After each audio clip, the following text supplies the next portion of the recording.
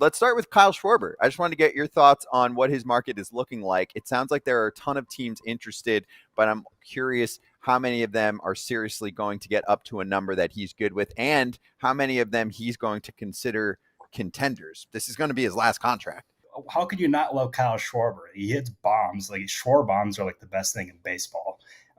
He hits for power. He's a great leader, gets on base pretty frequently, and he's just a total package. And if you're the Philadelphia Phillies, you need to do everything in your power to keep him. If you're the Boston Red Sox, you need to right that wrong when you ended up letting him leave as a free agent when he went to Philadelphia. If you're the Toronto Blue Jays, when you want to take a big swing, why not go after Schwarber or even Kyle Tucker?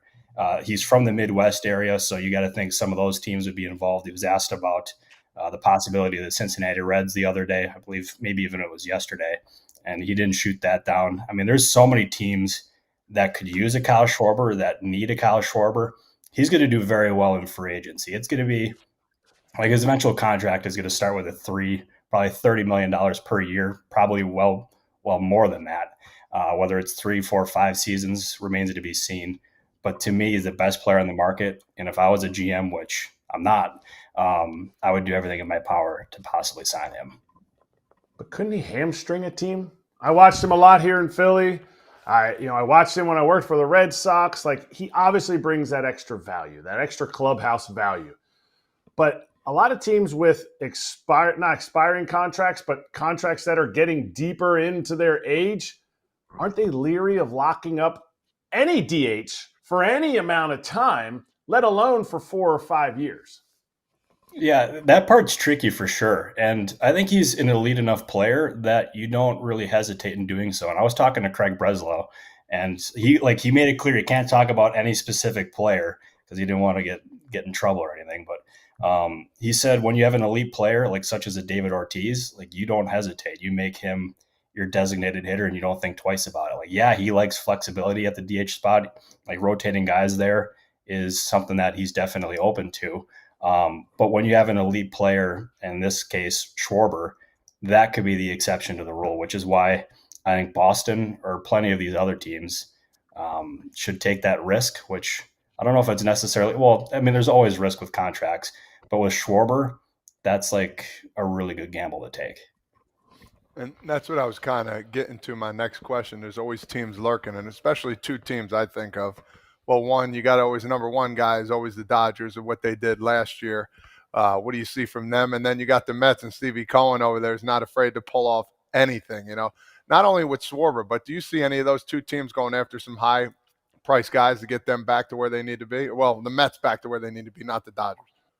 No, for sure. And I feel like both of those teams should never be ruled out. Like, Steve Cohen, he spends, unlike almost any owner in baseball, and the Dodgers, their ability to stockpile talent and be competitive year in and year out is admirable. And with the Dodgers, I'm not ruling it out, but for them, their priorities are clear. They want to add to the bullpen, and whether that's a Devin Williams type, which I believe Fabian Ardaya of The Athletic reported that first, that he's interested, or that they're interested in Devin Williams. Even a guy like Pete Fairbanks would make a lot of sense for the Dodgers too. And you would think maybe they end up looking for an outfielder of some sort, whether that could be just speculating. But I think a Harrison Bader type would be a great fit for the Dodgers and really add to that outfield defense. But they're also evaluating their internal options there as well. But you can never rule out a splash with them. The Mets, they need to figure out the pitching side, and they also need to figure out defensively as well how they can upgrade that defense. And those are 2 things that David Stearns is really known for. He thrived with that in Milwaukee. I expect him to do so. I just don't know the caliber of player that they're going to be able to go out and sign. But that being said, with Steve Cohen, you can't really rule anything out there. All right, I want to dance around it a little bit. The Dodgers are good at DH, so Schwarber ain't it for them. The guy, Shohei, I think it's Otani? Yeah, I'm not sure how to say it. Maybe. Yeah. He's probably good. Unless they can make another rule for the Dodgers where they could have 2 DHs in the lineup, which Major League Baseball already makes rules for the Shohei Dodgers, so that's totally fine. But I want to go back to one of the teams that was actually on Schwarber, and that's the Pirates. I don't necessarily need to talk about them being in on Schwarber because that's laughable to me. But supposedly they were in with a much lower offer on Josh Naylor. So are the Pirates really going to be spenders? And if so, why? And what level are we going to? Are they just doing this to make sure Major League Baseball knows that, it's so tough for these small market teams to even compete, so they have to make these piss poor offers? I love that the Pirates are actually willing to go out and bolster their offense, because I've been hoping for this for years now. And they have the pitching staff. You have Paul Skeens, Jared Jones, Mitch Keller, Bubba Chandler. I mean, they have the pieces there in the rotation, and they're young and they're signed cheap too, with the exception of Keller. And then offensively, they traded Key Brian Hayes at the deadline. They saved a good amount of money, and my indications then were that they were going to reinvest it back into the roster. And the early indications this offseason are, they're going to go out and do that. And Ben Cherington told me at the GM meetings that they have more flexibility now than they've had in most off seasons there in Pittsburgh. And we saw that with Josh Naylor, who was definitely a player they coveted there in Pittsburgh. Obviously did not get him.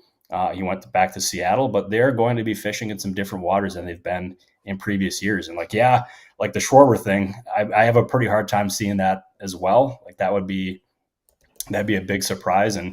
But the fact that they're even mentioned with those kind of players is a really cool thing. But if I'm looking at Pittsburgh, I would imagine like a Ryan O'Hearn type or someone along those lines could be a really good fit and maybe a more realistic match.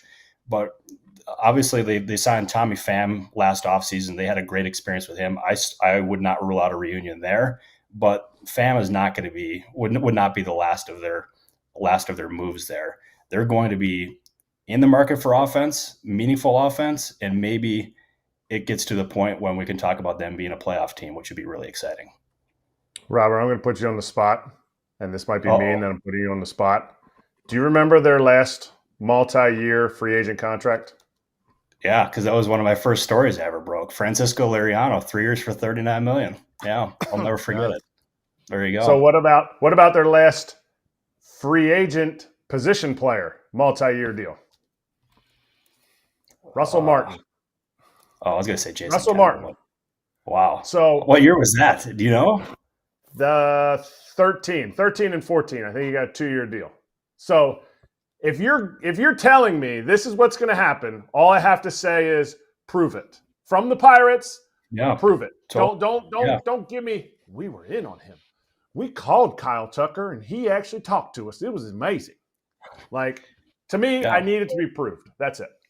No, I totally agree. Talk is cheap, but this year they seem more serious about it than they have in previous off seasons. So we'll see. I'm more optimistic about it, but yeah, the proof is in the pudding, and you gotta talk the talk, you gotta walk the walk, you gotta do all that stuff. And I hope that happens because Pirates fans deserve a playoff team. They are a very passionate fan base, and they are constantly hitting me up asking what's my team doing? And hopefully this offseason I can say they're doing a whole lot. So we'll see. Talk about the Yankees a little bit. Jazz Chisholm, really good player, 30-30. What do you think about him signing back with the Yankees and moving forward with that situation? I know the Yankees aren't usually the ones that hit right away, but what do you think about that? Yeah, if I was them, I would definitely explore it. He was an all-star last year. He's a tremendous player. He's really been a great fit in New York, and you talk to people around that team, and they love him. And Brian Cashman did not shoot down the idea of a possible extension when he was asked about it at the GM meetings or on a conference call at the GM meetings. But they typically don't extend players before they reach free agency because Cashman prefers his players to reach the market so they can establish their values there. But he could be an exception to the rule. But that being said, he's a year away from free agency. He had a great year this year. If he has another great year next year, he can really just turn that into a very strong contract in free agency. So my guess is they poke around, they see what it's going to take, but my feel is it's probably unlikely and that he becomes a free agent after the 2026 season. Robert, we're getting some fan questions about some other starters, so I'll bring up Ryan here. He asked about Diamondbacks pitchers. First off, he said, what do you see Zach Allen landing in terms of money? He said over under $50 million. I know where I'd go there. And then he also said, is there a signing order for starting pitchers? Like, do you have to wait for a few to sign before you get to maybe the second tier of a Gallen and a Kelly? Yeah, as far as Gallen goes, like the Diamondbacks, they have not ruled out a reunion there. And I also think Kelly has a very legitimate chance of going back to Arizona as well. But their markets are overall going to be pretty strong. I know Gallen, if you would have asked me even a year ago, his contract would have ended up being one of the biggest in baseball in terms of free agency. Well, for this offseason, I should say, not overall, but he's coming off of a down season. He still showed some signs of being a really good pitcher there in Arizona. So I'm like, I still expect him to get a fairly sizable contract this offseason. So I'd take the over on $50 million. But as far as the rest of the market goes, it's always, you got to wait for the top names in the market to go. And then we can kind of see the other options end up coming off of the market. But all it takes is one team. And even Jed Hoyer was talking about this at the GM meetings.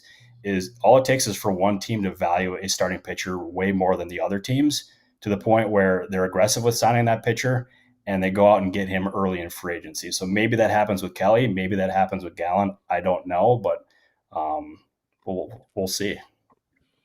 That is funny that you brought that up, because I was thinking about that with Devin Williams. Devin Williams had a tumultuous Yankees campaign last year after being traded over. I think he was maybe used improperly, the pitch calling, but that's here nor there. Are the Yankees truly going to go back after him? Or is it more of like a posturing of, hey, we had this guy, we really liked him, everybody else should like him, and then the market kind of blows up the Devin Williams train, and then they kind of pivot and go with one of the other two guys that are that high-end closer role? Yeah, I mean, I think their interest in keeping him is sincere. But if you look at it, there's so many teams that have been connected to Devin Williams already. We've got the Red Sox, the Reds, the Dodgers, the Marlins, the Mets, Tigers, and Giants. Like, I believe those are all the teams that have been linked to him in reports.